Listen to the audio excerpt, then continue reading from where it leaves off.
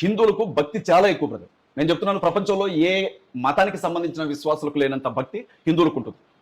ఎందుకంటున్నాను ఆ మాట అంటే, నేలను చూసినప్పుడు దేవతగా భావిస్తారు, నేలను చూసినా దేవతగా భావిస్తారు, గాలిని దేవతగా భావిస్తారు, తినే తిండిని, కట్టుకునే బట్టని, నేల మీద తిరిగే పాములను కావచ్చు, పందులను కావచ్చు, కుక్కలను కావచ్చు, ఆకాశంలో ఎగిరే పక్షులను కావచ్చు, అంతరిక్షంలో ఉన్న సూర్యచంద్ర నక్షత్రాదులను కావచ్చు, ప్రతి దాన్ని దేవుడిగా కొలిచేంత భక్తి హిందువులకు మాత్రమే సొంతం. నేను చెప్తున్నాను, అది భక్తే.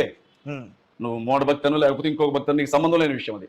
నేను ఎంతవరకు చూస్తున్నాను అని అంటే, అంత భయం దేవుడు అంటే హిందువులకి, అంత భక్తి. వీళ్ళు లాజికల్ కంటే ఎక్కువగా మ్యాజిక్లే నమ్ముతారు. వాస్తవం చెప్తున్నాను నేను. అంటే చేతిలోంచి బూడిద తీసినా, లేకపోతే నెత్తిలోంచి శివలింగం తీసినా, నోట్లోంచి శివలింగం తీసినా కొన్ని వేల మంది ఉంటారు. సహజంగా ఏంటంటే బ్రదర్, మనిషికి పేదరికం ఎక్కువ కదా, పేదరికంతో పాటుగా మనిషికి కష్టాలు ఎక్కువ.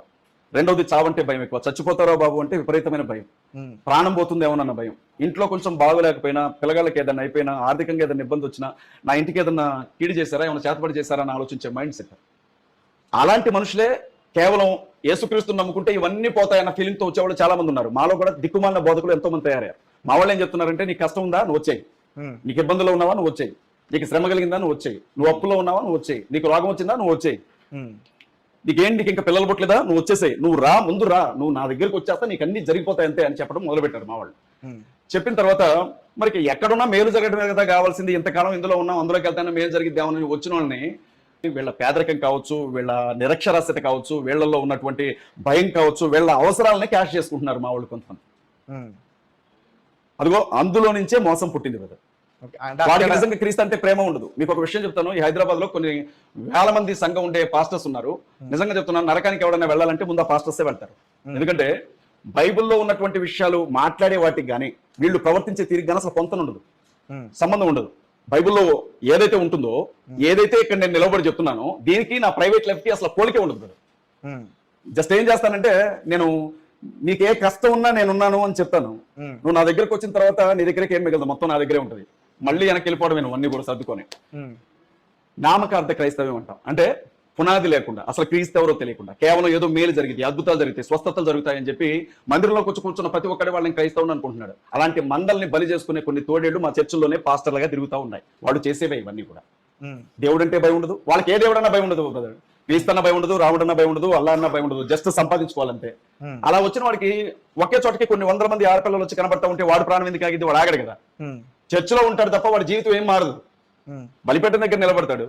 మీకు తప్పుగా అనుకోవద్దు, ఈ వీడియో చూస్తున్న క్రైస్తవ సోదరులకు నా మీద కోపం రావచ్చు, కానీ తేలిగ్గా బ్రతికే జీవితానికి అలవాటు పడ్డ వాళ్ళు ఎక్కువగా ఈ మధ్య బైబిల్ పట్టుకుని సింప్లిసిటీగా ఉంటుంది కాబట్టి. సింప్లిసిటీ ఏంటి బ్రదర్, ఇవాళ మా పాస్టర్స్ వేసుకునే సూట్లు సినిమా హీరోలు కూడా లేరు.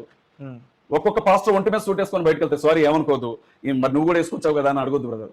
నాకు 2 సూట్లు ఉన్నాయి, అందులో ఒకటి వేసుకొచ్చుకున్నాను, మరి బాగోదు కదా ఇలాంటి ఛానల్లో కూర్చొని మాట్లాడతాను. మా వాళ్ళు కనీసం 2-3 లక్షల రూపాయలు లేకపోతే సూట్ వేరు, ఉదయం వేసింది మధ్యాహ్నం వేరు, మధ్యాహ్నం వేసింది సాయంత్రం వేరు.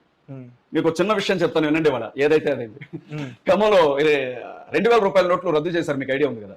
ఆ టైంలో ఒక పెద్ద ఆయన నన్ను, మా దగ్గర ఒక 10,000 కోట్ల రూపాయల పింక్ ఉంది, దానికి మాకేం కావాలి, గ్రీన్ కావాలి. గ్రీన్ అంటే 500 రూపాయల నోట్లు, పింక్ అంటే 2000 రూపాయల నోట్లు. ఈ 2000 రూపాయల నోట్లని తీసుకుని మాకు ఒక 5,000 కోట్లు ఇప్పించండి అని నన్ను అడిగాడు. మరి ఇట్లాంటివి కూడా జరుగుతాయి అనుకున్నాను నేను. మరి మా వాళ్ళలో పెద్ద పెద్ద వాళ్ళు ఉన్నారు కదా, ఎవరైనా అడగకపోయారని అన్నాను. ఆల్రెడీ హైదరాబాద్ లో పలానా వ్యక్తిని అడిగాను, 10,000 కోట్లు ఉన్నాయి, తీసుకుని మాకు 5,000 కోట్లు నీ డబ్బు, ఇది నీ ట్రస్ట్ లో పెట్టుకుంటే, అతను నా దగ్గరే 50,000 కోట్ల రూపాయల డబ్బు ఏం చేయాలో అర్థం కావట్లేదు, ఇది ఎట్ట మార్చాలో అర్థం కావట్లేదు అన్నాడట అతను.